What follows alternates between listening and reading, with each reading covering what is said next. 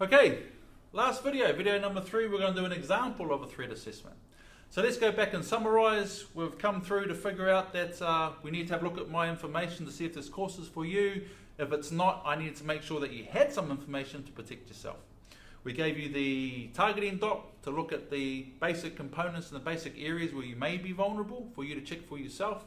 Then we went through the basic threat assessment where you could go into those points and pick a couple of things out of one area. And we talked about a girls' night out, and we talked about taxis, ATMs and toilets. So I wanted to give an example carrying that all the way through. Girls' night out, we know the middle part is travel. So what we're going to do is look at the taxi to and from the venue. And then we'll look at the venue, some of the threats that are there. So, the taxi. Now, because you're a woman, I know you're smart. You know that you're going to check the ID card matches the taxi driver first before you get in the car, right? Point number 1, if they don't have an ID card, don't get in the car. If they show you any attitude that they haven't got their ID card or they don't like you checking it, don't get in the taxi. Get another one. Anyone complains about it, it's better to have a complaint about an obnoxious taxi driver than find out that someone's cousin is taking a taxi for the night and is going to rape you as soon as you pass out in the taxi. All right? Now, second point, if you're by yourself, sit behind the driver. Okay? 2 reasons. 1, it's the most difficult position for him to get to you. And if he tries something stupid like putting the seat back, he's just giving you his throat and his eyes and all the vulnerable bits. We'll cover that on the course. The other reason, if there's a car accident, which is actually your greatest risk in the Western world is a car accident, the driver is always going to try and get themselves out of danger. So if you're on his side, you're also in the safest spot. But point number 3 is things that people don't think about except for us. Check the kitty lock on the door to make sure you can open it from the inside. Alright? Sounds silly, but why would I teach you a physical technique to deal with someone inside a vehicle when I could just make sure that you could get out of the bloody thing to start with? Alright? Excuse my language. So how do you check the kitty lock? So you can open the passenger door, talk to the taxi. G'day mate, I'm going to take the taxi from here to here. My girls and I are going to go to this club. Can I see your ID card please? Yep, here it is here. Cool, that's you. Awesome.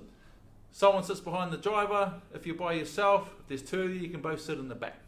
Alright? Now, when you open the door to the back, just wind the window down. Make sure that you can open it from the inside. If not, open it through the window. Take the kitty lock off. Alright? It could just be an oversight. It could be something more sinister. So those are taxis. Another thing we'll teach you to do on the course is things to take photos of and send to your support person, which is advanced that you'll learn on the course. So let's look at the venue. The venues are all going to be different. The layout, light, darkness, the steps, the choke points, the security crew, the cameras, the music, the lighting. Every venue is going to be different. The physical layout, if you get used to going to the same venue, you'll start getting familiar with. If you start to get to know the security staff, the main guys are generally there all the time when you go out. So there's 2 things that I always recommend that you do at a venue. Firstly, touch base with one of the security guys. Just say hello. Just say, if anything happens, is it okay if I ask you for help? Find the friendly ones without being flirty, and they'll keep an eye on you. If it's a large group, I always recommend you ask to speak to the duty manager and say, g'day mate, we're out here for a hens night, we're out here for a graduation. If there's any issues, who do I come to speak to first? That way you're forming that relationship, and again, they'll keep an eye on you because you're creating that connection. All right? So we've come from home to our taxi, we've spoken about taxis, we're going to have a good safe girls night out, and we go to the venue. The friction points in every venue are always the same, all right? And if you've been out a few times, you know this, all right? It's that little narrow alley when you're trying to get between people that are at the bar and where they're standing or where they're dancing, actually getting to the bar and the dance floor, right? And the other choke points are the toilets or the ATM.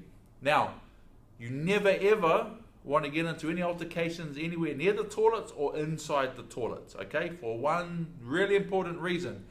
And if you ever had a punch up in the toilets, you'll know the answer to this one. There's no cameras.